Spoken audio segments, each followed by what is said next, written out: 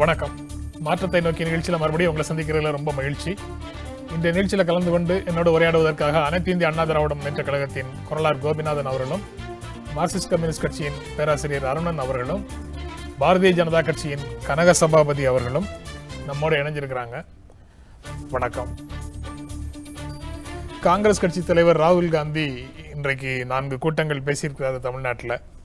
தமிழ்நாட்டின் ஆட்சி நாக்பூரில் இருந்து நடப்பதை அனுமதிக்க மாட்டோம், தமிழ்நாட்டிலிருந்து தான் தமிழ்நாட்டின் ஆட்சி நடக்கும், மு.க. ஸ்டாலின் விரைவில் தமிழ்நாட்டின் முதலமைச்சர் ஆவார் அப்படின்னு அவர் பிரச்சாரத்தின் போது சொல்லியிருக்கிறாரு. 22 சட்டமன்ற தொகுதிகளின் தேர்தல் முடிவுகள் வரும்போது ஸ்டாலின் முதல்வர் ஆவார் அப்படிங்கிற பொருள்ல அவர் சொல்றாரா, இல்ல தமிழ்நாடு சட்டமன்றத்திற்கு அடுத்து எப்போது தேர்தல் நடந்தாலும் அப்போ ஸ்டாலின் முதலமைச்சர் ஆவார், அதில் பெரும்பான்மையான இடங்களை பெற்று ஸ்டாலின் முதலமைச்சர் ஆவார் அப்படின்னு சொல்றாரா? தமிழ்நாட்டில் எடப்பாடி பழனிசாமி ஆட்சி இப்போ சென்னையில இருந்து தானே நடந்துட்டு இருக்குது, அதை எப்படி நாக்பூர்ல இருந்து நடக்கக்கூடிய ஆட்சின்னு சொல்றாரு. இப்படி பல கேள்விகள் அவருடைய பேச்சை கேட்கும் போது வருது. விரிவாக பேசலாம். காங்கிரஸ் கட்சியின் ஆனந்த் சீனிவாசனும் விரைவில் நம்மோட இணைய இருக்கிறாரு.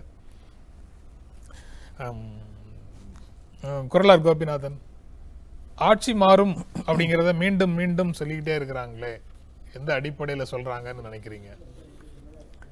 அடிப்படை ஆதாரம் எதுவுமே இல்லாமல் தங்களுடைய ஆசையைத்தான் அவங்க வெளிப்படுத்தி கொண்டிருக்கிறார்கள். நிச்சயமாக இதை 18ஆம் தேதி வரைக்கும் தான் அவங்க திரும்ப சொல்ல முடியும். அங்கே 23ஆம் தேதி வரைக்கும் தான் அதை சொல்ல முடியும். அதாவது இன்றைக்கு அதிகமாக பொய் சொல்லுவது ஸ்டாலினா அல்லது ராகுலா என்ற போட்டி அவர்கள் இருவருக்கு இடையவே படுத்த ஆரம்பித்திருக்கிறது. தங்களை தன்னிலை எல்லாம் மறந்து இன்றைக்கு மக்களிடம் பொய்களை அவிழ்த்து விட ஆரம்பித்திருக்கிறார்கள். இப்போ ராகுல் சொல்கிறாரு, தமிழகத்தினுடைய ஆட்சி நாக்பூர்லேருந்து நடக்காது, தமிழகத்திலிருந்தே நடக்கும் என்று சொல்கிறார். அவருடைய ஆட்சி பப்பட் ஆட்சி என்று உலகத்துக்கே தெரிந்த விஷயம். இன்றைக்கு மன்மோகன் சிங் ஒரு பொம்மை ஆட்சியை இங்கு நடத்துகிறார், அவர்களை பின்னால் இருந்து ரிமோட் கண்ட்ரோலில் சோனியா காந்தி இயக்குகிறார் என்பது உலகத்துக்கே தெரிந்த விஷயம், தமிழ்நாட்டுக்கு தெரிந்த விஷயம், இந்தியாவுக்கு தெரிந்த விஷயம். அவர் சொல்லுகிறார் இது ஏதோ தமிழகத்தில் ஆட்சி, இவருக்கு என்ன தெரியும்? அடிப்படையில் எதையாவது அவர் சரியாக சொல்லியிருக்கிறார் என்று பார்த்தால் இன்றைக்கி சொல்லுகிறார், அதாவது ஸ்டேட் லிஸ்ட்டில் இருக்கிற அதை கன்கரண்ட் லிஸ்ட்டில் இருக்கிற எஜுகேஷனை நான் திரும்ப ஸ்டேட் லிஸ்ட்டுக்கு கொண்டு வருவேன் என்று சொல்கிறார். இதுக்கு யார் காரணம்? அதையாவது அவர் ஆராய்ந்தாரான்றது தெரியவில்லை. நீங்கள் இந்திரா காந்தி இருக்கும்பொழுது மும்மொழி கொள்கை திட்டத்தை இங்கு கொண்டு வந்தார்கள். அதை கடுமையாக தமிழகமும் தென்னிந்தியாவும் அதை எதிர்த்தது. அந்த காரணத்தினால அவர் 42nd அமெண்ட்மெண்ட்டில் இந்த ஸ்டேட் லிஸ்ட்டில் இருந்தது கன்கரண்ட் லிஸ்ட்டில் கொண்டு வந்தார். யார் கொண்டு வந்தது? ஏதோ மக்களுக்கு எதுவுமே தெரியாது, எல்லாத்தையும் மறந்துட்டாங்க அப்படின்றதாக நினைத்து கொண்டு அவர் பேசுகிறார். அதனால் அந்த கன்கரண்ட் லிஸ்ட்டில் கொண்டு வந்ததே நீங்கள் தான். இன்றைக்கி இன்னும் பெருமையாக பேசுகிறீர்கள். நீங்கள் நீட்டை கொண்டு வந்ததே நீங்கள் தானே. 2010 அது எம்சிஐ இது கொண்டு வரும்பொழுது அதை அப்போஸ் பண்ணாமல் அந்த பில்லை பார்லிமெண்ட்டில் ப்ரெசன்ட் பண்ணது நீங்கள் தானே. அதன் பிறகு 2013 அந்த ஆட்சியை சுப்ரீம் கோர்ட்டில் அதற்கு எதிர்ப்பாக தீர்ப்பு வந்த உடனே அதுக்கு அப்பீல் போனது நீங்கள் தானே. அப்படி எந்த காலகட்டத்தில் நீங்கள் மக்களை எப்படி ஏமாற்ற பார்க்கிறீர்கள் என்பது தெரிகிறது.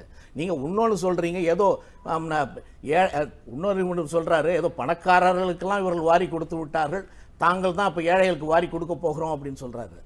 பணக்காரர்களுக்கு யார் எந்த காலகட்டத்தில் மல்லையாவுக்கு கடன் வழங்கப்பட்டது? மல்லையாவே சொல்லியிருக்கிறாரு. நீ எந்த காலகட்டத்தில் வழங்கப்பட்டது? மோடிக்கு எப்பொழுது வழங்கப்பட்டது? நீங்க அவருடைய பேச்சில் இருக்கக்கூடிய அந்த பகுதிகள் எல்லாத்தையும் நேரம் இருந்தால் பின்னாடி பேசலாம். இப்போ தமிழ்நாட்டில் ஆட்சி மாற்றம் ஏற்படும் சொல்றதையும், தமிழ்நாட்டை மத்திய அரசு தொடர்ந்து நரேந்திர மோடி அவமதிக்கிறார் அப்படிங்கிறதையும் மட்டுமே முதல் பகுதிகளில் மையமாக வச்சுக்கலாம். எந்த அதான் அதுதான் ஆரம்பத்திலிருந்தே சொல்லிட்டு வரோம். நீ 40 ஆண்டு கால ஆட்சி எடுத்து பாருங்க. நீங்க 40 ஆண்டு காலம் காங்கிரஸ் மத்தியிலே ஆட்சி செய்தது. நீங்கள் திராவிட முன்னேற்ற கழகத்துடன் சேர்ந்து ஏறக்குறைய 10 ஆண்டுகளுக்கு மேலே ஆட்சி செய்தீங்க. தமிழகத்துக்கு என்ன செஞ்சீங்க? தமிழ்நாட்டினுடைய கோரிக்கைகள் எதை நிறைவேற்றினீர்கள்? நீங்கள் எந்த கோரிக்கையும் நிறைவேற்றலையே. காவிரி பிரச்சனை, இன்னைக்கு காவிரி பிரச்சனை பற்றி பேசுகிற நீங்கள் நீ கர்நாடகாவில் இந்த தேர்தலில் நீங்க அங்க போய் என்ன பேசுறீங்க? மேகதாது அணை கட்டுவதற்கு நான் முயற்சிப்பேன், நிச்சயமாக அதற்கு அனுமதி வழங்கப்படும் அப்படின்னு நீங்க பேசுறீங்க. அப்ப என்ன அர்த்தம்? யாரை ஏமாத்துவது இந்த வேலை? நீ கர்நாடகாவில் மேகதாது அணையை கட்டுவேன்றீங்க, இங்க வந்து கட்டக்கூடாதுன்றீங்க. அப்பொழுது என்ன அர்த்தம்? காவிரி மேலாண்மை கலைக்கப்படும் என்று சொல்லுகிறீர்கள். அப்ப இங்க தண்ணி கொடுக்க மாட்டேன்றீங்க. என்ன அர்த்தம்? அப்ப ஒவ்வொன்றுமே நீ எதையுமே காங்கிரஸ் ஆட்சி மத்தியிலே இருந்த பொழுது தமிழகத்திற்காக செய்யவில்லை. நீ காவிரி பிரச்சனையாக இருந்தாலும் சரி, கச்சத்தீவு பிரச்சனையாக இருந்தாலும் சரி, முல்லைத்தீவு பிரச்சனையாக, முல்லை பெரியார் பிரச்சனையாக இருந்தாலும் சரி, நீங்க எந்த பிரச்சனையுமே தெரியல. இவ்வளவு நாள் கழிச்சு, அதாவது 40 காலம் வறுமை கோட்டுக்கு கீழே இருக்கிறவங்களுக்கு பத்தி இவர்களுக்கு எந்தவித நினைப்பும் இல்லாம திடீர்னு ஞானோதயம் பெற்று இன்றைக்கு இந்த வறுமை கோட்டுக்கு கீழே இருப்பவர்களுக்காக நாங்கள் இந்த ஒரு திட்டத்தை கொண்டு வருகிறோம்னா, அப்ப இவ்வளவு நாள் என்ன பண்ணீங்க? நீங்க என்ன செய்வீங்க? அதாவது தேர்தலுக்காக எதையாவது சொல்ல வேண்டியது, பிறகு தேர்தல் முடிந்தவுடன் நீங்க மறுபடியும் திரும்ப உங்களுடைய பாதைக்கு போக வேண்டியது. இந்த வேலையை தானே பண்ணிட்டு இருக்கீங்க. பேசலாம். நம்மோட காங்கிரஸ் கட்சியின் ஆனந்த் சீனிவாசன் இணைப்புல வந்திருக்கிறாரு. பாரதிய ஜனதா கட்சியினுடைய கனக சபாபதியும் இணைப்புல வந்திருக்கிறாரு. வணக்கம். எந்த அடிப்படையில் ஸ்டாலின் வந்து அடுத்த முதல்வர், எந்த அடிப்படையில் ஸ்டாலின் தான் அடுத்த முதல்வர்னு ராகுல் சொல்றாரு? சார், இப்போ இது வெரி கிளியர்லி இந்த கவர்மெண்ட்டுக்கு மெஜாரிட்டி கிடையாதுங்கிறது எஸ்டாப்ளிஷ் ஆயிடுச்சு. எப்போ ரிசல்ட் வர்றதுக்கு இன்னும் சில ஒரு மாதம் மேல இருக்குல்ல. இப்போ இவங்க வந்து கவர்னர் எப்படியெல்லாம் மாற்றி, எப்படி ஆட்களை மிரட்டி ஓபிஎஸை கூப்பிட்டு நீங்கள் கூட சேர்ந்து போங்க, ஓபிஎஸ்க்கு டெப்டி ஸ்பீக்கர் போஸ்ட், இவங்களை எதிர்த்தப்புக்கு ஓபிஎஸை கூப்பிட்டு டெப்டி ஸ்பீக்கர் கொடுத்தது. ஜெயலலிதாவோட மேனிஃபெஸ்டோவை நீங்கள் எடுத்து பார்த்தீங்கன்னா அதில் எல்லாத்தையும் விற்றுட்டாங்க. ஜிஎஸ்டி அப்போஸ் பண்ணுவாங்கன்னு சொல்லிட்டு, நீட் அப்போஸ் பண்ணுவாங்கன்னு சொல்லிட்டு, 15th ஃபைனான்ஸ் கமிஷன் டேர்ம்ஸ் ஒத்துக்க மாட்டேன், இதெல்லாம் ஜெயலலிதா சொன்னது. அந்த அம்மா இறந்து கட்ட வேகத்துக்கு முன்னாடி அவசரமா ஒரு குறிப்பிட்ட காலகட்டத்தில் சில பிரச்சனைகள்ல சில நிலைப்பாடுகளை எடுத்துட்டு அந்த நிலைப்பாட்டை அந்த கட்சி அடுத்து சில காலங்கள் கழித்து மாற்றிக்கொள்வது இல்லையா? இல்ல, தவறு. மாற்றிக்கொள்வது இல்லையா? இல்ல, ஏன்னா இது வந்து அந்த அம்மா வந்து இந்த மேனிஃபெஸ்டோல கிளியரா சொன்னாங்க, இந்த எலெக்ஷன், இந்த manifesto, this government is run by இந்த கவர்மெண்ட், அவங்க கொடுத்த மேனிஃபெஸ்டோல தான் நடக்கிறது. அந்த அம்மா இறந்து 2வது நாளில் பதவி ஆசைக்காக தமிழ்நாட்டோட இன்ட்ரெஸ்ட்டை ஜிஎஸ்டியில் தமிழ்நாடு இன்ட்ரெஸ்ட்டை ப்ரொடெக்ட் பண்ணாமல் விற்றாங்க. ஒரு எக்ஸ்ட்ரா கன்செஷனும் தமிழ்நாட்டுக்கு வரல. நீட்டை ஏற்றுக்கொண்டாங்க, 15th ஃபைனான்ஸ் கமிஷன் டேர்ம்ஸை ஒத்துக்கொண்ட, எப்படியாவது சீட்டை பிடிச்சிக்கணும்னு. ஓபிஎஸ் கிளியராக சொல்லியிருக்காரு, சார் பிரதமர் போனார், நல்லவர், நீங்கள் கூட போங்க, உங்களுக்கு டெப்டி சீஃப் மினிஸ்டர் போஸ்ட் தருவாங்க. இவங்க மக்களை மறந்த கஜா புயலுக்கு பிரைம் மினிஸ்டரே வரல. இல்ல, அதுக்காக இருங்க சார், இருங்க, நான் சொல்லி முடியல. இல்ல, எந்த அடிப்படையில நாக்பூர்ல இருந்து தான் ஆட்சி நடக்குது? நான் சொல்றேனே சார், எதை கேட்டாலும் பிஜேபியோட ஏற்க வைக்கிறது ஆர்எஸ்எஸ் நடத்துறது ஒரு டிபிக்கல் நாக்பூர்ல இருக்கிற ஆர்எஸ்எஸ், நாக்பூர் ஹெட் குவார்ட்டர்ஸ்.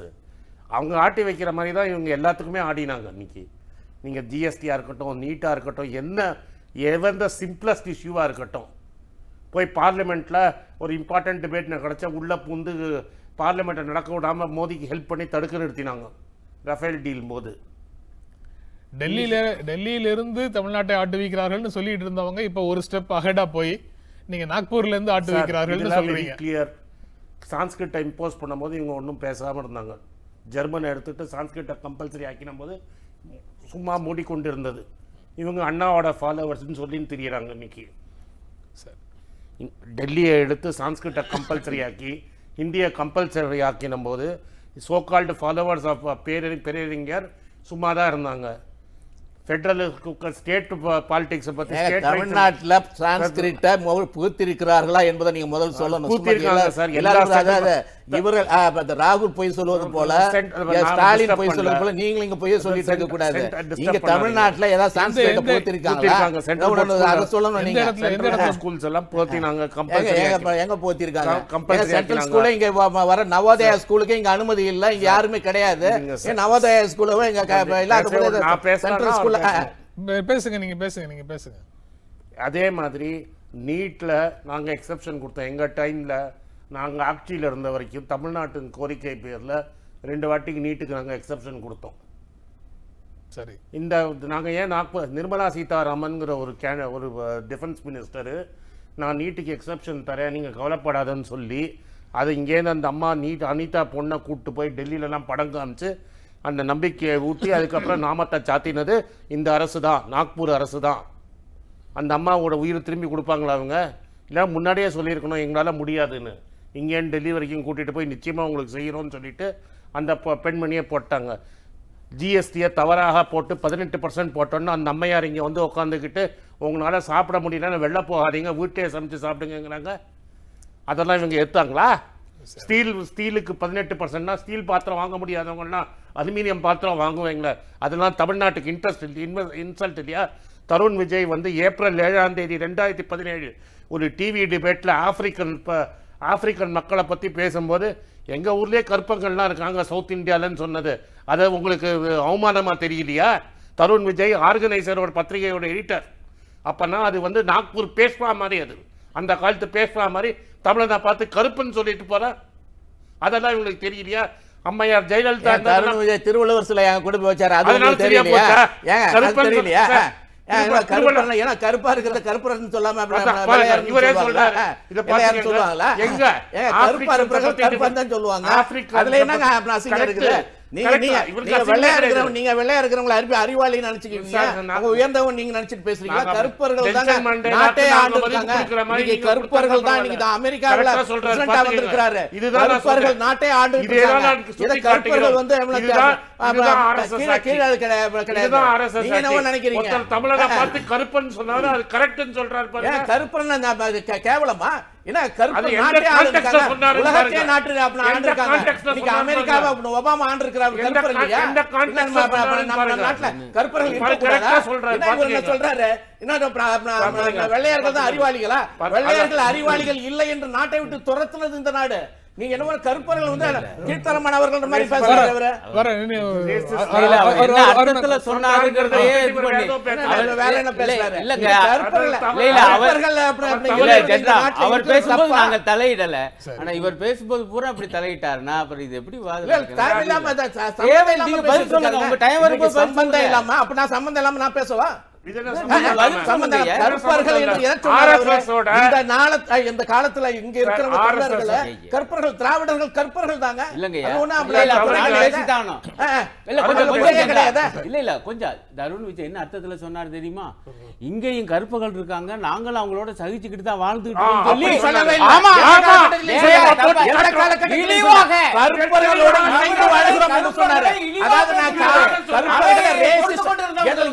சொல்லல. அவர் என்ன சொன்னாருன்னா எல்லா இடத்துலயும் இருக்காங்க.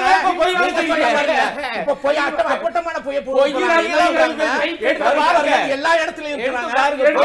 நாங்களும் இணைந்துதான் வாழ்ந்துட்டு இருக்கோம். அதனால ஒண்ணும் இது கிடையாது, தவறு கிடையாது சொன்னாரே தவிர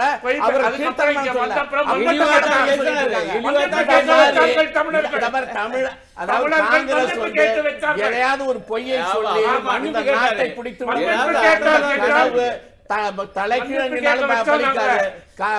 இன்னும் நீங்க 23ஆம் தேதிக்கு அப்புறம் தெரியும் அவருக்கு அப்புறம் கேவலப்பட்டு போவார்கள் என்று. சரி பேராஸ், நான் கனகசபாபதிட்ட பேசிட்டு திரும்ப உங்ககிட்ட போயிட்டு திரு கனகசபாபதி, நாக்பூரில் இருந்து நடக்கும் ஆட்சி அப்படின்னு சொல்லி ராகுல் தமிழ்நாட்டு ஆட்சியை சொல்றாரு.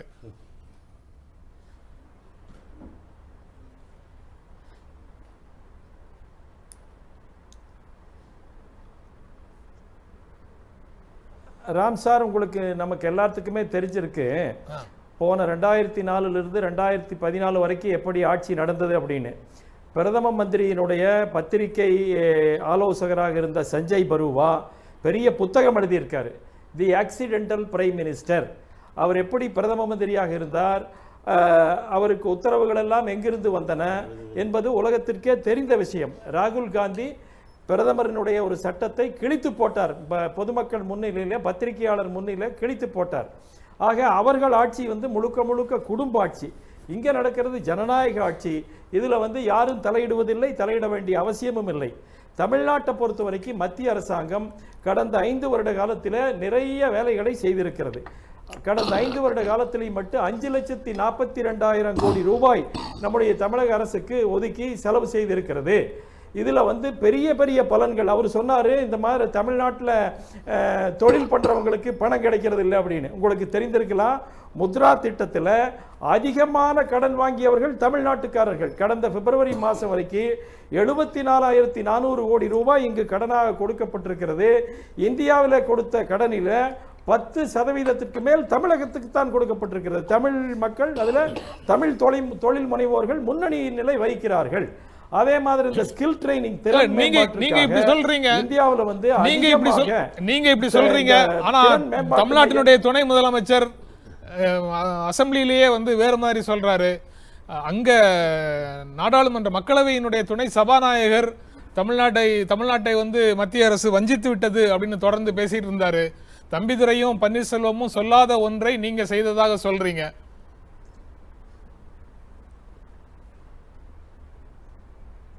சார், நான் புள்ளி விவரங்களை சொல்றேன், இதுல எது பொய் இல்ல. நீங்க சரி, தம்பிதுரையும் பன்னீர்செல்வமும் சொல்றது புள்ளி விவரங்கள் அல்லன்னு சொல்றீங்களா? 5 வருஷத்துல தமிழ்நாட்டுல ஒரே ஒரு விளக்கம். அதாவது ஜெனரல் சார், நான் சொல்றது ஒரு நிமிஷம் கேளுங்க. நான் புள்ளி விவரத்தை சொல்றேன். நீங்க 9,000 கோடி இருக்கிறது.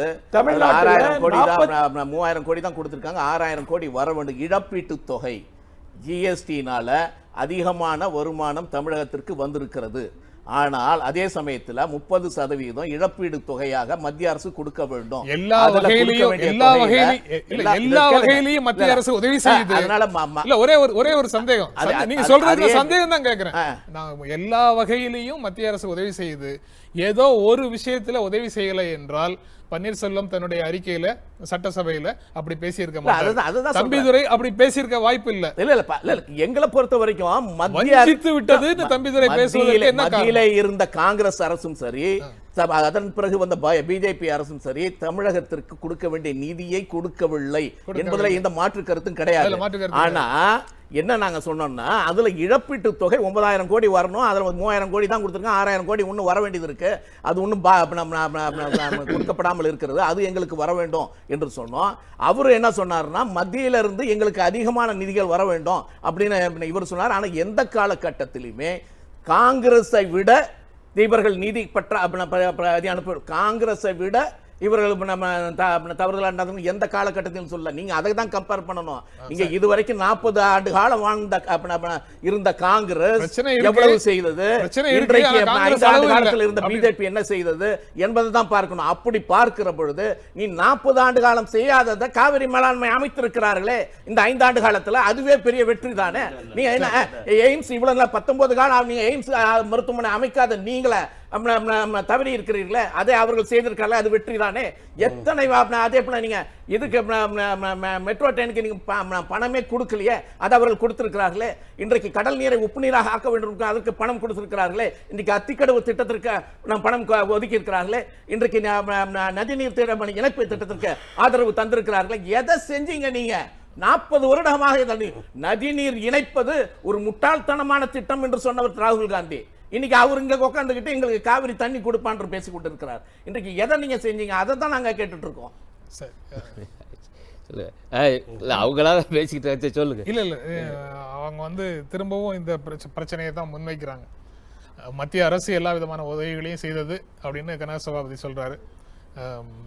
குரலார் வந்து அதுல காங்கிரஸ் அளவு மோசம் இல்லை, உதவி செய்யாம இருந்தது ஓரளவுக்கு உண்மைதான், ஆனா காங்கிரஸ் அளவுக்கு மோசமாக அவர்கள் நடந்து கொள்ளவில்லைன்னு சொல்றாரு. நீங்க எப்படி? முதல்ல அரசியல் ரீதியா ராகுல் வந்து அடுத்த முதல்வர் ஸ்டாலின் தான் இந்த தேர்தலுக்கு பிறகு அப்படின்னு சொல்றது வந்து அடிப்படை ஆதாரமற்றது என்று நண்பர் சொன்னார்.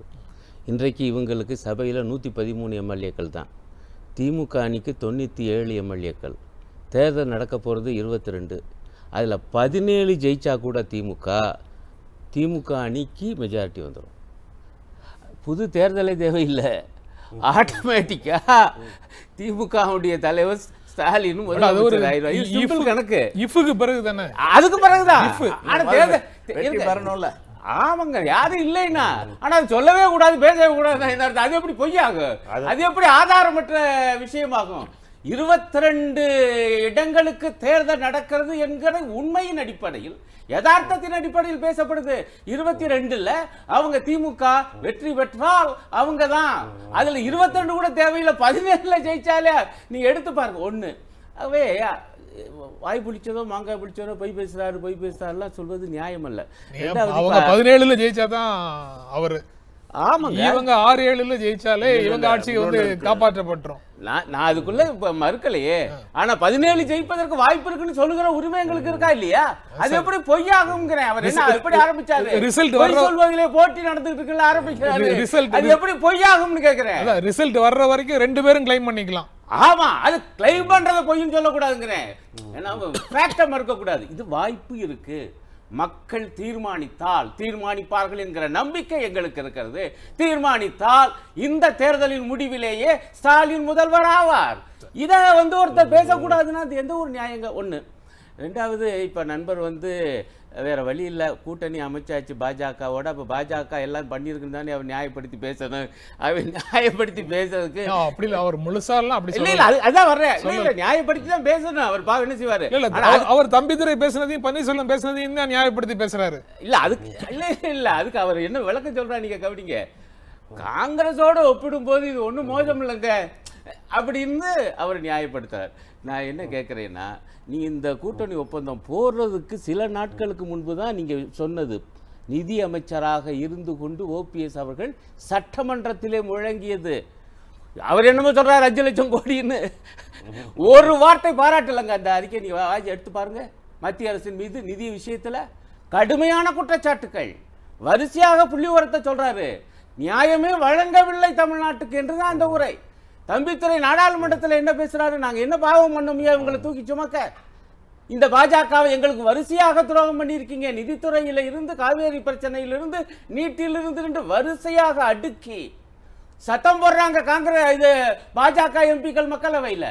என்னங்க இப்படி பேசுறீங்க அப்படின்னு. இதையெல்லாம் அவர் மறந்துட்டு பேசுறாருன்னா அவர் இன்றைக்கு வேற வழி இல்லை பேசுறார். நான் என்ன சொல்ல வருகிறேன் என்றால், தயவு செய்து மனச்சாட்சியோடு யோசிச்சு பாருங்க. இந்த நாக்பூரிலிருந்து தமிழக அரசு ஆட்டுவிக்கப்படுகிறது என்பதை நீங்க தயவு செய்து சித்தாந்த ரீதியாக பார்க்க வேண்டும் என்று நான் கேட்டுக்கொள்வேன். அவர் பாஜக காரர், அவர் பாணியில் அவர் சொல்றாரு, அங்க சோனியா காந்தி கட்சியுடைய தலைவர், இவர் கட்சிக்கு பிரதமர், 2 பேருக்கு இடையில கோஆர்டினேஷன் இருந்தா அது எப்படி ரிமோட் கண்ட்ரோல் ஆகும்? சரி, நான் என்ன கேட்கிறேன், அதே மாதிரி தான் நாங்கள் இருப்போம்னா அப்புறம் நீங்க எதுக்கு வந்தீங்க?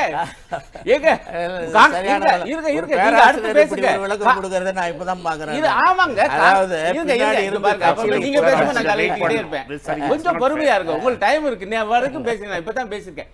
காங்கிரஸ் ரிமோட் கண்ட்ரோல் ஆட்சி புரிஞ்சிச்சு, ஆகவே நாக்பூர் பண்ண போகுதா? நான் என்ன கேட்கிறேன், நாக்பூர் என்பதுல என்ன இருக்குது? ஒரு கொடூரமான மனுவாத சித்தாந்தம் இருக்கு. ஏங்க நீட்ல இவ்வளவு உறுதியா? இப்ப பயஸ் கோயல் பேசியிருக்கா, தயவு செய்து பதில் சொல்ல சொல்லுங்க. அதிமுகவின் தேர்தல் அறிக்கையில் சொல்லுது, என்ன சொல்லுது?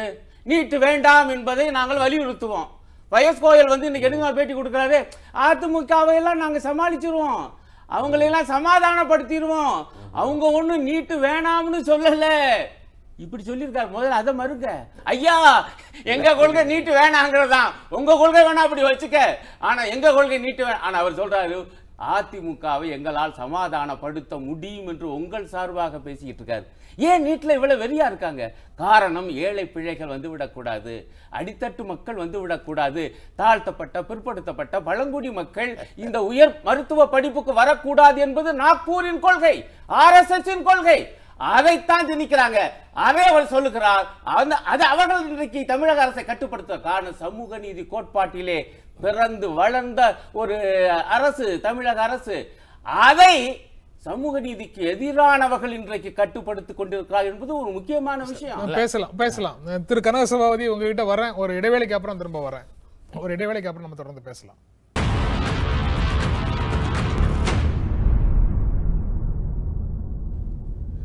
திரு கனகசபாபதி, ஆனந்த் சீனிவாசன் பேசும்போதும் அருணன் பேசும்போதும் குறிப்பிட்டாங்க, நீட் வந்து கோட்பாட்டு அளவில் இருக்கிறதுனால அது நாக்பூர்ல இருந்து கொண்டு வரப்பட்டது அப்படின்னு குறிப்பிட்டாங்க. இன்னும் சமஸ்கிருதம், ஹிந்தி இது போன்ற விஷயங்களை தமிழ்நாட்டின் மீது திணிப்பதற்கு, அதற்கான முயற்சிகளுக்கு இந்த கோட்பாடு தான் காரணம் அப்படிங்கிறதையும் குறிப்பிட்டாங்க. நீங்க அதற்கெல்லாம் என்ன பதில் சொல்ல விரும்புறீங்க?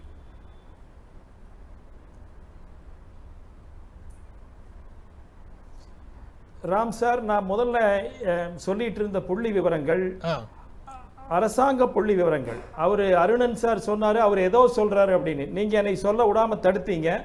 ஆனா இந்த 5,42,000 கோடிங்கிறது யாரு வேணாலும் செக் பண்ணி பார்க்கலாம்.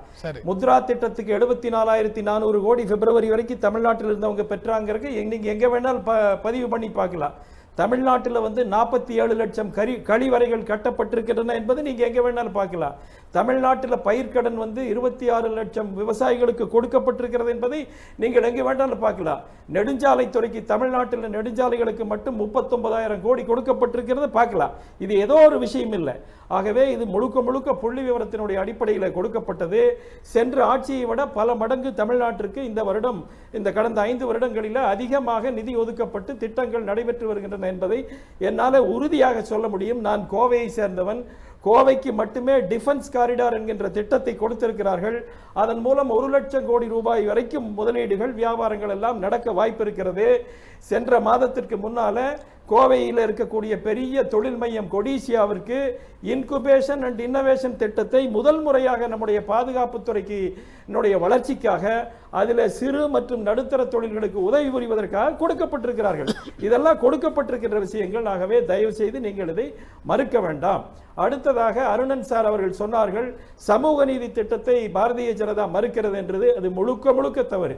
எங்களுடைய கட்சியில சாதாரண கிளையிலிருந்து அகில பாரத தலைவர் வரைக்கும் இன்றைக்கும் எல்லா பொறுப்புகளுக்கும் ஒதுக்கீடு இருக்கிறது. பட்டியலின மக்கள் கண்டிப்பாக இருக்க வேண்டும். மலைவாழ் மக்கள் கண்டிப்பாக அவர்கள் இருக்கக்கூடிய பகுதியில் இருக்க வேண்டும். எங்களுடைய கட்சியில் அகில பாரத தலைவராக ஒரு ஹரிஜன் பட்டியலின சகோதரர் இருந்திருக்கிறார். தமிழ்நாடு தலைவர் இருந்திருக்கிறார். கம்யூனிஸ்ட் கட்சி ஆரம்பித்த பின்னாலே இன்றைக்கு வரைக்கும் தலைவராக வேண்டாம், பொலிட்பரோவிலே ஒரு தலித், ஒரு பட்டியலின மக்கள் இருந்திருக்கிறார்களா? அதை கேளுங்கள். அப்புறம் அவர்கள் சமூக நீதி பேசட்டும். நாங்கள் எல்லா நிலைகளிலும் சமூக நீதியை நடைமுறைப்படுத்தி வருகிறோம். எங்களுடைய மோடி ஆட்சியில் இப்போது ஒரு பட்டியலின சகோதரர் தான் ஜனாதிபதியாக இருக்கிறார். முந்தைய வாஜ்பாய் ஆட்சியில் ஒரு இஸ்லாமிய விஞ்ஞானி ஜனாதிபதியாக இருந்தார். முதலில் ஒரு மலைவாழ் பெண்மணி எங்களுடைய ஆட்சியில் கவர்னராக ஆக்கப்பட்டிருக்கிறார். ஆகவே கம்யூனிஸ்டுகள் அந்த உயர் ஜாதி வர்க்கத்தை சேர்ந்தவர்கள். அவர்களுடைய பொலிட்பரோவில் யாரெல்லாம் இருக்கிறார்கள் என்று பாருங்கள். ஏன் இதுவரைக்கும் ஒரு தலித்துக்கு கூட அவர்கள் பிரதிநிதித்துவம் கொடுக்கப்படவில்லை என்று கேளுங்கள்.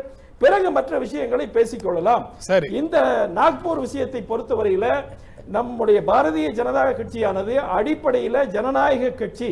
இது கீழிருந்து மேலே வருகிறது. இதுல யார் வேண்டுமானாலும் தலைவராக முடியும். இதுல பிரதமர் மோடி ஆவார் என்று 15 வருஷத்திற்கு முன்னால யாரும் நினைத்திருக்க முடியாது. சாதாரண தொண்டர்கள் தலைவராக முடியும். ஆனால் காங்கிரஸ் கட்சியில் அது நடக்காது. ஒரே குடும்பத்தை சேர்ந்தவர்கள் தான் தொடர்ந்து கட்சி பதவியில அகில இந்திய அளவில் இருந்து வருகிறார்கள். ஆகவே இவர்களுடைய வார்த்தைகள் எல்லாம் மிகவும் பொருத்தமில்லாதவை என்பதை நான் சொல்லிக்கொள்ள பதில். எங்களுடைய கட்சியுடைய கட்டமைப்பு நண்பருக்கு தெரியல. எங்கள் கட்சியுடைய பிரதானமாக கொள்கை முடிவு எடுக்கிறது பொலிட் பியூரோ அல்ல, மத்திய குழு தான். அதுதான் மாநாட்டில் தேர்ந்தெடுக்கப்படுது. மத்திய குழுவில் பட்டியல் சாதி மக்கள், பழங்குடி மக்கள் உறுப்பினர்கள்லாம் இருக்கிறாங்க என்பதை அவருக்கு தெரிவித்துக் கொள்கிறேன். நான் திருப்பி அவரை பார்த்து கேட்குறேன், உங்களை வழி நடத்துறது ஆர்எஸ்எஸ், மறுக்க மாட்டீங்க. அந்த ஆர்எஸ்எஸ்ல ஒரு பெண் கூட உறுப்பினராக முடியாது. ஆண்கள் மட்டுமே கொண்ட ஒரே அமைப்பு ஆர்எஸ்எஸ். இதுதான் மனுவாத சிந்தனைங்கிறோம். ஆகவே அந்த ஒரு ஆர்எஸ்எஸ் உடைய கட்டுப்பாட்டில் இயங்கக்கூடிய பாஜக. அதனால தான் ரொம்ப வேடிக்கையாக இருந்துச்சு இன்னைக்கு பாஜகவுடைய தேர்தல் அறிக்கை பதிவு. இப்போ பழையபடி எழுதி வச்சிருக்காங்க, சட்டமன்றத்திலும் நாடாளுமன்றத்திலும் பெண்களுக்கு 33% இடஒதுக்கீடு. எங்க போன தேர்தல் அறிக்கையிலே எழுதி வச்சுக்க. 5 வருஷமா ஆட்சியில் இருந்தீங்க. இந்த 5 ஆண்டுகளில் ஒரு முறையாவது பிரதமர் மோடி பெண்களுக்கு 33% இடஒதுக்கீடு, சட்டமன்றம் நாடாளுமன்றம் அதை பற்றி பேசி இருப்பாரா? ஏன் நீங்க அமல்படுத்தல? அதுதான் சொல்றேன், நீங்க சமூக நீதிக்கு எதிரானவங்கன்னு. சார் கனகசபாபதி பதில் சொல்றேன். சொல்லுங்க. ஆமாங்க, கண்டிப்பா சொல்லணும். இவர் அதாவது இது பற்றி தெரியலைங்கிறாரு. இவருடைய உயர்மட்ட குழு என்ன பொலிட் பரோ தானே, ஏன் தலித்து போடல? ஒண்ணு. நம்முடைய எங்களுடைய கட்சியை பொறுத்தவரைக்கும் இப்ப வந்து முதல் முறையாக முக்கியமான வெளியுறவுத்துறை யார் அமைச்சராக இருக்கிறாங்க? பெண்கள் தான் இருக்கிறாங்க. பெண்களுடைய பிரதிநிதித்துவத்தை இவங்க பேச வேண்டியதில்லை.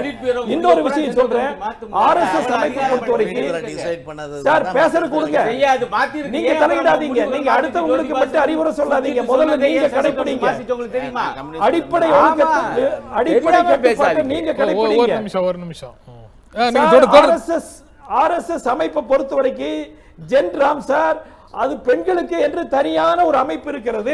RSS ல இருக்கா என்று தனியான தயவு செய்து பாருங்க, துணை அமைப்புல தான் பெண்கள் அவர்கள் அந்த RSS என்கிற பிரதான அமைப்பில் பெண்கள் கிடையாது, இருக்க முடியாது. கம்யூனிஸ்ட் கட்சியில RSS ல இருக்காங்களா துணை அமைப்பு? சார் அதற்கு பெண்கள் அமைப்பு நீங்க ஒவ்வொரு கட்சியிலும் மகளிர் அணின்னு இருக்கு.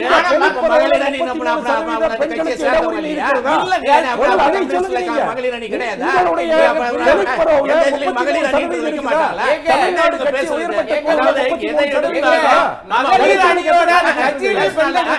மகளிர் அணின்றது ஒண்ணு இருக்காதா? எல்லா கட்சியிலுமே இருக்கு. நீ காங்கிரஸ் மகளிர் அணி இருக்குங்க. அந்த கட்சி கட்சியிலயும் மகளிர் இருக்கணும். RSS ல பெண்கள் சொல்றாரு, இவர் கேக்குறாரு, தெரிஞ்சுக்கிட்டு பேசுங்க. நீங்க பேசுங்க, நீங்க பேசுங்க. அவர் பேசுங்க.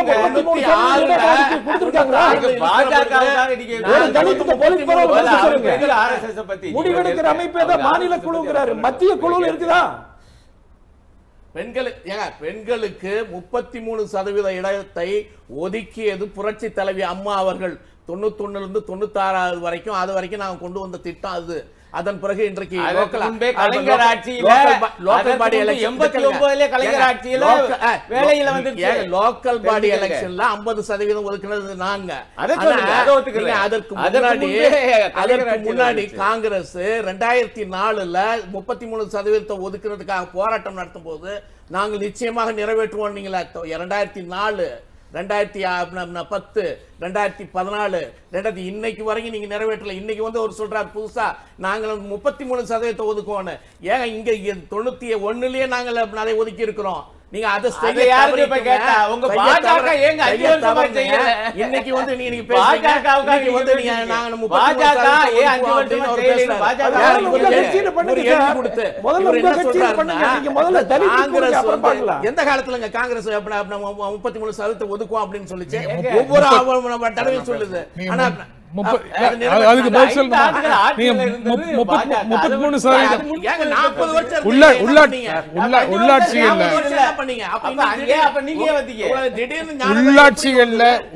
உள்ளாட்சிகள்ல 33% இடஒதுக்கீடோ 50% இடஒதுக்கீடுக்கோ அடிப்படையாக நீங்க வந்து இப்ப பதில் சொல்ல போறீங்க.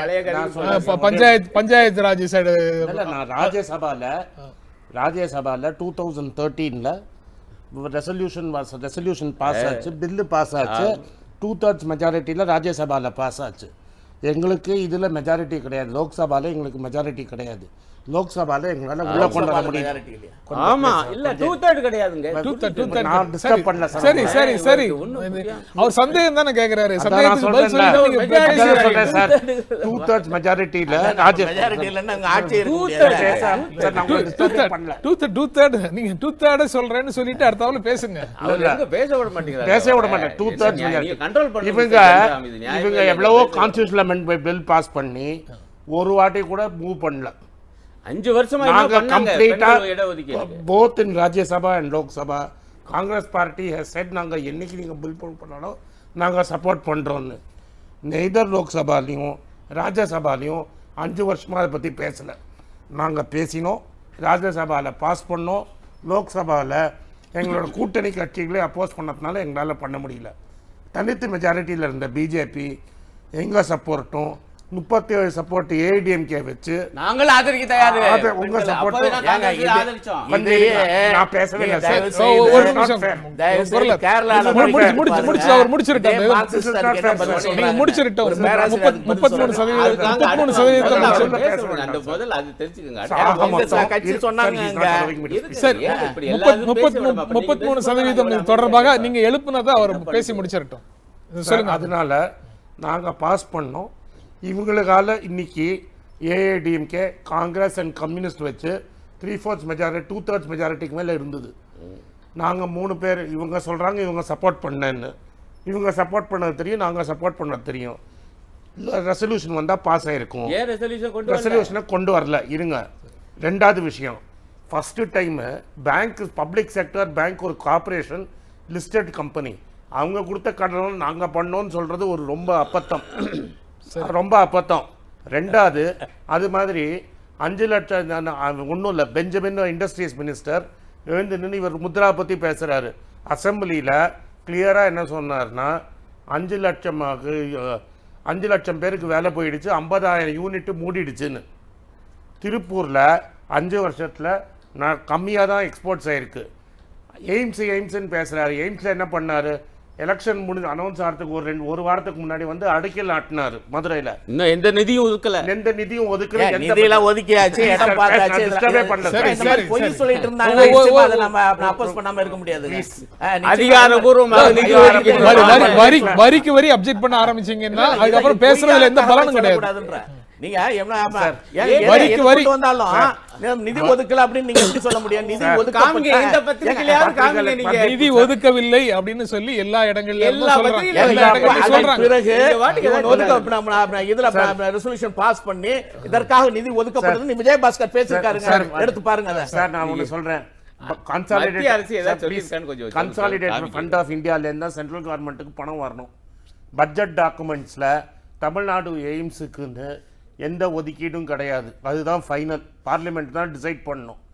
அதே மாதிரி எல்லா இடத்துல நார்த் இந்தியாவில் ஒதுக்குன எய்ம்ஸுக்கெல்லாம் நிதி ஒதுக்கி இருக்காங்களா சார்? இவர் தமிழ்நாட்டில் நாங்கள் அங்க ஒதுக்கி இங்க ஒதுக்கலன்னு சொல்லுவீங்களான்னு கேட்குறேன் சார். நான் இப்போ சொல்லி முடிச்சிடுறேன், என் ஃப்ளோ முடிச்சிடுறேன் நான். சரி, அதே மாதிரி இவர் என்ன சொல்கிறார், நாங்கள் வந்து திருப்பூரில் இஎஸ்ஐ ஹாஸ்பிட்டல் ரொம்ப வரணுங்கிறது அவங்களோட லாங் டேர்ம் டிமாண்ட்.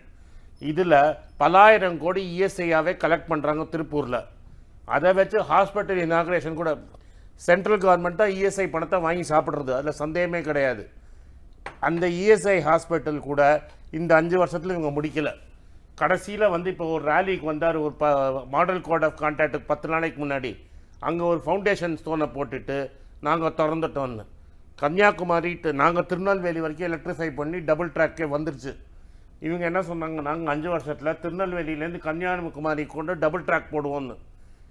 இப்போ அடக்கல் நாட்டினாங்க, எலெக்ஷனுக்கு 1 மாதத்துக்கு முன்னாடி அடக்கல் நாட்டிட்டு 2024 முடிப்போன்னு இப்போ சொல்கிறாங்க. ஆக மொத்தம் இவர் அடிக்கினதில் என்னென்னா கார்மெண்ட் இது பணமே ஒன்றும் கிடையாது. ஏதாவது ஸ்டேட் பேங்க் லோன் கொடுத்ததை இவர் உதவியாக்கின மாதிரி சொல்ல வேண்டியது, அக்ரிகல்ச்சர் லோன் கொடுத்ததை இவங்க உதவி பண்ண மாதிரி சொல்கிறது, இதுதான் சொன்னாங்க. சாலிடா அண்ட் இது கூட இருங்க, டிஃபென்ஸ் காரிடார் வரும் ஃபியூச்சர்ல.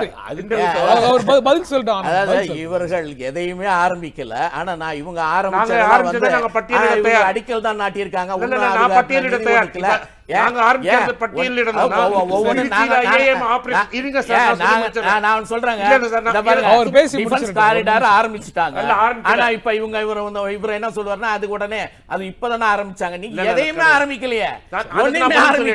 இந்த நாட்டுக்கு தமிழ்நாட்டுக்கு நீங்க என்ன ஆரம்பிச்சாங்க? தானே புயல், கஜா புயல் சொல்றாங்க. தானே புயல் அப்ப இவர் பைனான்ஸ் மினிஸ்டராக ப. சிதம்பரம் இருக்காரு. அவர்கிட்ட 3000 கோடி பணம் கேட்கறாங்க. அவர் பேசினதுல ஒரு விஷயம் தான் எனக்கு வந்து யோசிக்க வச்சுக்கிட்டே இருக்கு. மாடல் கோட் ஆஃப் கான்டாக்டுக்கு 1 வாரம் முன்னால 10 நாளைக்கு முன்னாடி இந்த 1 மாசத்துக்குள்ள அப்படின்னு சொல்றாரு. அந்த பீரியட்ல தான் எல்லாத்துக்கும் அடிக்கல் நிச்சயமா கிடையாது. அதுக்கு முன்னாடி ஆரம்பிக்க முடியாது. அதுக்கு முன்னாடி தான் ஆரம்பிக்கப்பட்டது. இன்னொன்னு வந்து அதை நான் இதை சொல்றேன், தானே புயலுக்கு 3000 கோடி கேட்கப்பட்டதுக்கு 300 கோடி யார் அப்ப பைனான்ஸ் மினிஸ்டர்? தமிழ்நாட்டுக்காரர். இன்னைக்கு இதுல நிக்கிறாரு சிவகங்கையில, அவங்க பையனை நிறுத்திட்டு வேடிக்கை பார்த்துட்டாரு. இன்னைக்கு சிபிஐ கோர்ட்ல அலைஞ்சிட்டு இருக்காரு. அதே சிதம்பரம் இன்னைக்கு பைனான்ஸ் மினிஸ்டர் 300 கோடி ஒதுக்கினாரு. அதே போல அதுக்கு பிறகு வந்த புயல்களுக்கு நீங்க அதைதான் நாங்க என்ன எங்களுடைய நாங்க வெளிப்படையாக சொன்னோம். என்னன்னா, நீங்க எப்போ எந்த காலத்திலயுமே தமிழகத்துக்கு மத்திய அரசிலிருந்து இந்த மாதிரி நிதிகள் ஒதுக்கப்படவில்லை, நாங்க கேட்கறதை விட குறைவாக தான் கொடுக்கப்படுகிறது என்று நாங்க சொன்னோம். இல்ல ஒரே ஒரு கேள்வி தான் நண்பருக்கு. அது மட்டும் இல்ல இல்ல, இப்ப பாஜக நண்பரே 5 லட்சம் கோடி ரூபாய் கொடுத்ததா சொல்றாருல, அத நீங்க ஏத்துக்கிறீங்களா? 5 லட்சம் கோடி ஒதுக்கி இருக்காங்க. எதுனா அது ஒதுக்குறீங்களா? ஆமா, நிச்சயமா ஒதுக்கிறோம். நம்ம ஒத்துக்கிறோம், நிச்சயமா ஒதுக்குறாங்க. ஏங்க, ஏன்னா அதுல நிதி அமைச்சர் ஒரு ஒத்துக்கல. நிமிஷம் ஆனந்த். ஏங்க, அது நிதி அமைச்சர் ஒத்துக்கல. எதுவுமே ஒழுங்கா செயல்படுத்தி இருக்காரு. ஒரு அடிச்சு நீங்க விடுறாரு. தயவு செய்து பேராசிரியர் கேரளால போய் இத பேச முடியுமான்னு எனக்கு தெரியல. அங்க இருக்கிற பேராசிரியர் கேரளால நீங்க தயவு செய்து பேசுவோம். கேரளால போய் உங்க தமிழ்நாட்டை மார்க்சிஸ்ட பத்தி போய் பேசுவோம். கேளுங்க.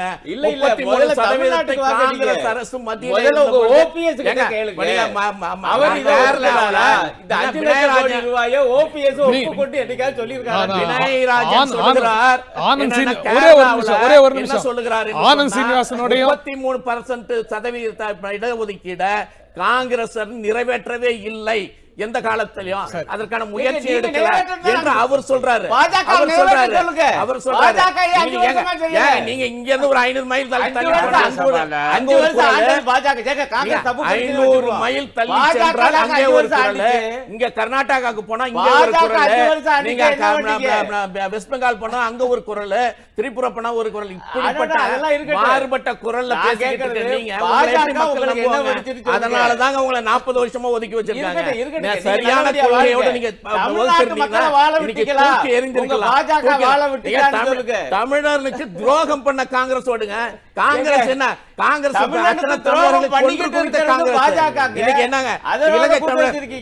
லட்சம் தமிழர்களுக்கு நேருக்கு நேராக அவரோட கூடிக்கொள்ளாதீங்க. நீங்க சொன்ன வார்த்தைங்க. அந்த ராஜபக்ச யாரு? அந்த கொடுங்கோலன் ராஜபக்ச. அவனோட அவங்களோட நீங்க உட்கார்ந்துட்டு பரிசு வாங்கிட்டு வந்தீங்க. மக்கள் நல கூட்டணியில் நீங்க மக்கள் நல கூட்டணியில் இருக்கும்போது என்ன சார் பேசுறீங்க? நீங்க பேசும்போது ராஜபக்ச கிட்ட போய் பரிசு வாங்களோட கோடிக்கொள்ளாதீங்களா? ராஜபக்ச பரிசு போய் வாங்கிட்டு வராங்க. அவங்களோட கட்டி பிடிச்சு கொலாவுறீங்க. அவங்களோட நீங்க போய் சேர்ந்துக்கிறீங்க. ராஜபக்சே தான் புட்டு வச்சுட்டாரு. இவங்க உதவி செய்யவில்லை என்றால் எங்களால் வெற்றி பெற்றிருக்க முடியாது. அந்த ராஜபக்சேவோட தான் நீங்க கட்டி குழாவி கொண்டிருந்த காங்கிரஸோட உறவு வைத்துக் கொண்டிருக்கிறீர்கள். அந்த ராஜபக்சேயை மோடி ஏன் வரவேற்கிறார்? அவர் எல்லா நாட்டுல இருந்து அவங்களை வரவேற்றாங்க. நீங்க அப்படி இல்ல. நீங்க உங்களுக்கு பதவியே இல்லாத போது அவரோட கட்டி பிடிங்களா? அது மக்கள் பார்க்க மாட்டாங்களா?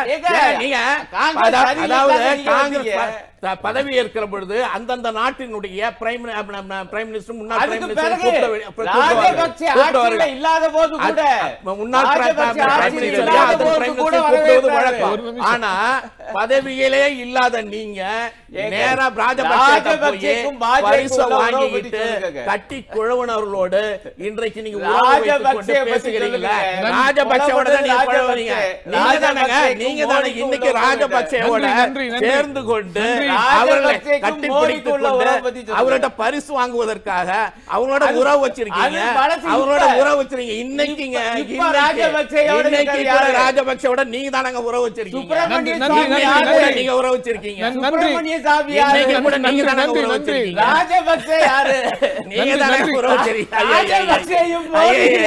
ஒரு பேராசிரியருக்கு இது தெரியலன்னா வேடிக்கையா இருக்குது. பேராசிரியருக்கு கேவலமா இருக்கு.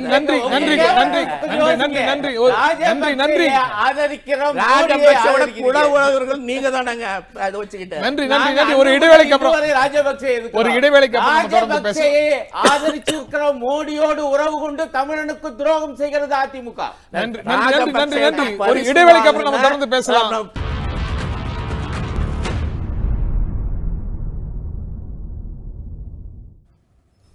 ஆனந்த், இந்திய நாட்டின் பண்பாட்டு பன்மைத்தன்மையை நான் மதிக்கிறேன்.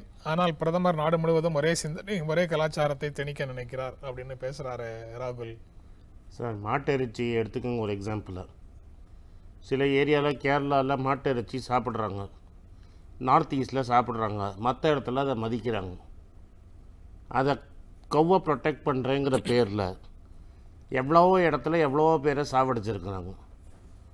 குஜராத்தில் ஒரு தலித்தை உண்ணாவில் அடிச்சே காலி பண்ணாங்க. அதே மாதிரி ஒரே உணவு, ஒரே கம்யூனிட்டி, ஒரே ரிலிஜனுங்கிறது அவங்க இப்போ நேற்று என்ன பேசினார்? நேற்று நீங்கள் அமித்ஷாவை எடுத்துக்கோங்க. அமித்ஷா என்ன சொல்கிறார், நேஷ்னல் சிட்டிசன் ரெஜிஸ்டர் நாங்கள் வந்து பங்களாதேஷில் பெங்காலில் மட்டும் பண்ண மாட்டோம், நாட்டு ஃபுல்லாக பண்ணுவோம். ஆனால் ஹிந்து வந்து நான் இண்டியனாக தான் இங்கே இருந்துக்கலாம், சீக் நான் இண்டியனாக இருந்தால் இருந்துக்கலாம், முஸ்லீம் கிறிஸ்டியன் மட்டும் இங்கே இருக்கக்கூடாதுன்னு. இதெல்லாம் என்ன பேச்சு? சட்டம்ங்கிறது ஆர்டிகல் 14 என்ன சொல்லுதுன்னா, it's equal before everybody. You can not differentiate on basis of religion or caste. யாரையுமே நீங்கள் மாற்றி பேச முடியாது. நீங்கள் என்ன சொல்கிறீங்க, இஸ்லாமியராக இருந்தால் வெள்ளம் அமைச்சிருவோம், கிறிஸ்துவராக இருந்தால் வெள்ளம் அமைச்சிருவோம், ஆனால் ஹிந்துவாக இருந்தால் இங்கே வச்சுப்போம். ஹிந்துவோ பாகிஸ்தான்லேன்னு வந்தாலோ ஹிந்துவோ முஸ்லீமோ ஒரே சட்டம்தான், கிறிஸ்தவர் வந்தாலும் ஒரே சட்டம்தான். ஆனால் பங்களாதேஷ்லேன்னு முஸ்லீம் வந்தால் நாங்கள் வச்சுப்போம், ஹிந்து வந்தால் நாங்கள் முஸ்லீம் வந்தால் வெள்ளம் அனுப்புவோம், ஹிந்து வந்தால் வச்சுப்போம்னு பேசுறதெல்லாம் கிடையாது. இதே ஒரு எக்ஸாம்பிள். இதுவும் மாட்டிறைச்சியுமே ரெண்டு கிளியர் எக்ஸாம்பிள். அப்படி கிளியரா நீங்க 1 2ன்னு சொல்லிடுங்க. அவர் 1 2க்கு பதில் சொல்லணும். திரும்ப அதுக்கு அப்புறம் நீங்க எது சொல்லணுமோ டெஃபினட்டா. இது ரெண்டுமே ஒரு பெரிய எக்ஸாம்பிள். திரு கனக சபாபதி, ஆனந்த் சொன்னதுக்கு பதில்.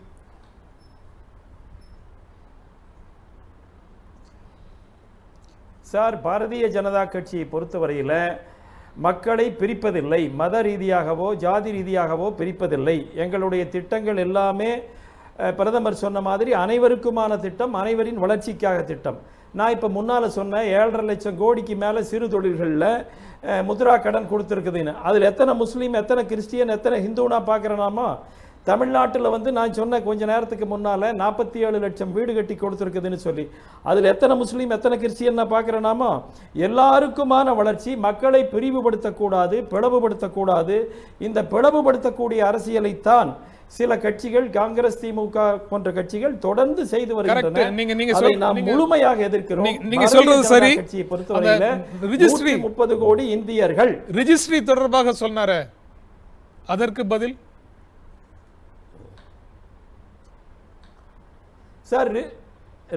சார் ரிஜிஸ்டருக்கு பெரிய பின்னணி இருக்குது. நான் ஒரு கேள்வி கேட்குறேன். 1990 ஜம்மு காஷ்மீரிலிருந்து 4 லட்சம் இந்துக்களை வெளியேற்றினார்கள், தீவிரவாதிகள் வெளியேற்றினார்கள். அப்ப யாராவது காங்கிரஸ் கட்சியோ மற்ற கட்சிகளோ அவர்களுக்கு சாதகமாக குரல் கொடுத்ததா? அவர்களும் இந்தியர்கள் தானே, அவர்களும் மக்கள் தானே. ஆகவே இது வந்து நீங்க மக்களை வந்து மதத்தின் சார்பாக தயவு செஞ்சு பிரிக்க வேண்டாம் என்பதுதான் பாரதிய ஜனதா கட்சியினுடைய அடிப்படையான கொள்கை. அதை செயல்படுத்தி வருகிறது பாரதிய ஜனதா கட்சி. நீங்க சொல்லக்கூடிய பாகிஸ்தான், வங்காளதேசத்தில் ஏன் பிரச்சனை வருதுன்னு சொன்னா, அங்க வந்து சிறுபான்மையினராக இந்துக்கள், சீக்கியர்கள், கிறிஸ்துவர்கள் இருக்கிறார்கள். அவர்கள் துன்புறுத்தப்படும் போது அவர்களுக்கு புகலிடம் இல்லை. உங்களுக்கு தெரியும், தயவு செஞ்சு நீங்க 1947 இந்தியா பிரியும் பொழுது, பாகிஸ்தான் உண்டான போது எத்தனை பேர் சிறுபான்மையினர்கள் என்று பாருங்கள். 15% இருந்தாங்க, இன்னைக்கு வெறும் 1%. அது எப்படி ஆனாங்க? வங்காளதேசத்தில் வந்து வங்காளதேசம் உண்டாகும் போது சிறுபான்மையர் 24%, இன்றைக்கு 5%. அது எப்படி உண்டானார்கள்? அவர்களுக்கு மேல அநீதி இழைக்கப்படுவதனால இதை வங்காளதேச பிரதமரே சொல்லியிருக்கிறாங்க. அவர்கள் வந்து இங்க புகலிடம் தேடி வருகிறார்கள். ஆக அந்த சீக்கியர்களுக்கும் கிறிஸ்துவர்களுக்கும் புகலிடம் கொடுக்க வேண்டுமா இல்லையா? நாம மதத்துப்படி பிரிச்சு பார்க்கறது இல்லை. மக்கள் துன்புறுத்தப்படும் போது மத காரணங்களுக்காக, ஆதிக்கம் காரணங்களுக்காக அதற்கு மட்டும் நாம் இந்த திட்டங்கள் வருகின்றன. மற்றபடி நம்முடைய பாரதிய ஜனதா கட்சியை பொறுத்தவரையில அனைவரும் இந்தியர்கள், அனைவரும் பாரத தாயின் புதல்வர்கள். இதுல எந்த வித்தியாசமோ எந்த அரசியலோ எங்கள் கட்சி செய்வதில்லை, செய்யாது. கரெக்ட். ஆனந்த் அவர் தெளிவா சொல்றாரு. நாங்க சாதி மதம் எல்லாம் பாக்குறது இல்ல, அனைவரும் இந்தியர்கள், அனைவரும் பாரத தாயின் புதல்வர்கள். தவறு. இன்னைக்கு ட்வீட்டில் அமித்ஷா என்ன சொல்லியிருக்காருன்னு அவர் படிக்காமல் வந்துட்டார். It is in direct violation of article 14. மதத்தின் பேரில் நீங்கள் சிட்டிசன்ஷிப் டிசைட் பண்ண முடியாது. நான் படிக்கிறத படிக்காத பற்றி நீங்கள் பேச வேண்டாம், நீங்கள் பதிலை மட்டும் சொல்லுங்கள். ஆர்டிகல் 14ஓட டைரக்ட் இன்னைக்கு அமித்ஷா என்ன சொல்லியிருக்கிறாருன்னா, முஸ்லீம் கிறிஸ்டியர்கள் not welcome in India, Hindu Sikh citizenship இல்லாட்டாலும் வீசா இல்லாட்டாலும் வெல்கம் இன் இந்தியான்னு. அது direct violation of article 14. Everybody has to be treated equally before லாங்கிறது இட்ஸ் அ கான்ஸ்டியூஷனல் பொசிஷன். இது இவங்க நினச்சாலும் மாற்ற முடியாது, பேசிக் ஸ்ட்ரக்சரில் இருக்குது. அதாவது இவங்க நினச்சாலும் மாற்ற முடியாத ஒரு ஸ்ட்ரக்சர். அப்புறம் ஹிந்துன்னு ரொம்ப பீத்திக்கிறாங்க. அதுக்கு நான் ஒரு கேள்வி சொல்கிறேன். ஹிந்துவில் குரு தான் இருக்கிறதுக்குள்ளே ரொம்ப உயர்ந்த பொசிஷன் ஹிந்துயிசமில் குருக்கு தான். அத்வானி எந்த அழகில் நடத்தியிருக்கிறாங்க. முரளி மனோகர் இருங்க சார், நான் சொல்லி முடிச்சேன். முரளி மனோகர் ஜோஷி என்ன அழகில் நடத்தியிருக்கிறாங்க. சம்மரைஸ் பண்ணி முடிச்சிருங்க உங்களுடைய நிறைவான எல்லா விதத்திலையும் இவங்க மதத்தின் பேர்லையும் ஜாதியின் பேர்லையும் தான் நடத்துகிறாங்க. இதில் சந்தேகமே கிடையாது. இன்றைக்கி அமித்ஷா ட்வீட்லே பண்ணியிருக்கிறாரு, இஸ்லாமியர்களும் கிறிஸ்டியர்களும் மக்களை பாகிஸ்தான் பேரை சொல்லி ஏமாத்துறார்கள். கடைசியில் நவாஸ் ஷரீஃபை அன்இன்வைட்டடாக வீட்டில் பூந்து கட்டி பிடிச்சி கொல்லியவாயினது யார்? அவர் வீட்டில் போய் குஞ்சி குலாவினது யார்? உங்களுடைய நிறைவான கருத்துக்கு நன்றி. கனகசபாபதி, நிகழ்ச்சி நிறைவு செய்யணும். உங்களுடைய பதில் சுருக்கமாக.